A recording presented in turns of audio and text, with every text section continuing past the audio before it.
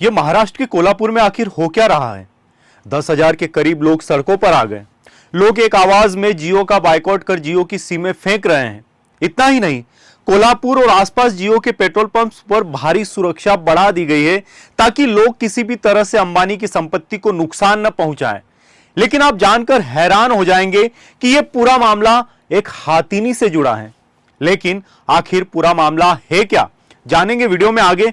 नमस्कार दोस्तों, मैं पीयूष, आप सभी देख रहे हैं न्यूज ट्रेक।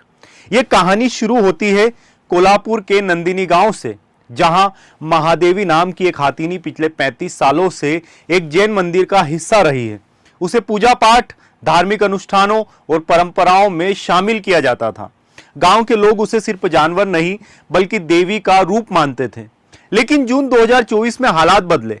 एक स्वास्थ्य रिपोर्ट सामने आई जिसमें कहा गया कि महादेवी की तबीयत खराब है, उसके पैरों में घाव है, उसे सही खाना और इलाज नहीं मिल रहा। इसके बाद पेटा यानी people's for the ethical treatment of animals ने बॉम्बे हाईकोर्ट में एक याचिका दायर की, जिसमें कहा गया कि महादेवी को बेहतर देखभाल के लिए कहीं और भेजा जाना चाहिए। अदालत ने इस मामले को गंभीरता से लिया और एक हाई पावर कमेटी यानी कि एचपीसी बनाई गई, जिसने दिसंबर 2024 में रिपोर्ट दी कि महादेवी को मंदिर से हटाकर किसी पशु कल्याण संस्था में भेजा जाए जहां उसकी अच्छे से देखभाल की जाए। जून 2025 में एचपीसी ने अपना अंतिम फैसला सुनाया। महादेवी को गुजरात के जामनगर स्थित वंतारा हाथी कल्याण केंद्र में भेजा जाए। यह केंद्र रिलायंस फाउंडेशन से जुड़ा हुआ है, यानी अंबानी परिवार के अंतर्गत आता है। 16 जुलाई 2025 को बॉम्बे हाईकोर्ट ने इस फैसले पर मोहर लगा दी।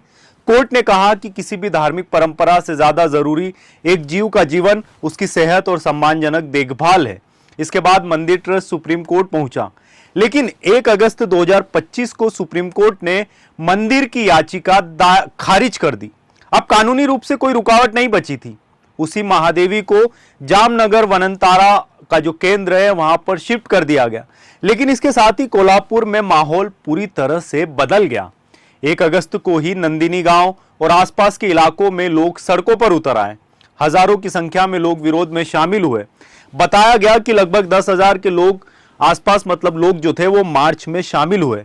कुछ जगहों पर पत्थरबाजी हुई, कुछ गाड़ियों को नुकसान पहुंचाया गया, यहां तक कि एक एम्बुलेंस भी क्षतिग्रस्त हुई। मंदिर के भत्तारक श्री जिजनेश स्वामी जी ने हाथीनी को विदाई देते वक्त एक भावुक भाषण दिया, जो सोशल मीडिया पर वायरल हो गया। इस वीडियो ने उन लोगों के गुस्से को और ज्यादा हवा दे दी। अब यह मामला सिर्फ एक हाथीनी का नहीं रहा, बल्कि लोगों की आस्था से जुड़ा था। लेकिन विरोध सिर्फ यहां तक नहीं रुका। जैसे ही लोगों को पता चला कि वंतारा रिलायंस ग्रुप के अंतर्गत आता है, वैसे ही गुस्सा मुड़ गया अंबानी ग्रुप की तरफ। इस दिन से शुरुआत हुआ एक नया आंदोलन, बायकॉट जियो। लोगों ने कहा, अगर हमारी महादेवी को जबरदस्ती अंबानी के संस्थान में भेजा गया तो हम जियो का बहिष्कार करेंगे। हजारों लोगों ने अपने जियो सिम कार्ड फेंक दिए और दूसरे नेटवर्क में पोर्ट करवा लिया। माहौल ऐसा बन गया कि जियो के पेट्रोल पंप्स पर सिक्योरिटी बढ़ानी पड़ी। स्थानीय प्रशासन ने पंप के आसपास पुलिस तैनात की ताकि कोई तोड़फोड़ न हो, कोई हिंसा न हो। सोशल मीडिया पर भी बायकॉट जियो ट्रेंड करने लगा। कोल्हापुर की सड़कों से लेकर ट्विटर तक हर जगह एक ही मांग गूंज रही थी कि महादेवी को वापस लाओ। इसके बाद विरोध ने एक नया मोड़ ले लिया। अब यह आंदोलन एक हिंसक आंदोलन नहीं बल्कि शांतिपूर्ण और मौन बन गया। हजारों लोग सफेद कपड़े पहनकर चुपके मार्च में शामिल हुए। यह कोई छोटा मार्च नहीं था, बल्कि 10,000 लोगों ने 45 किलोमीटर लंबा मौन मार्च निकाला। इसे समर्थन मिला पूर्व सांसद राजू शेट्टी का।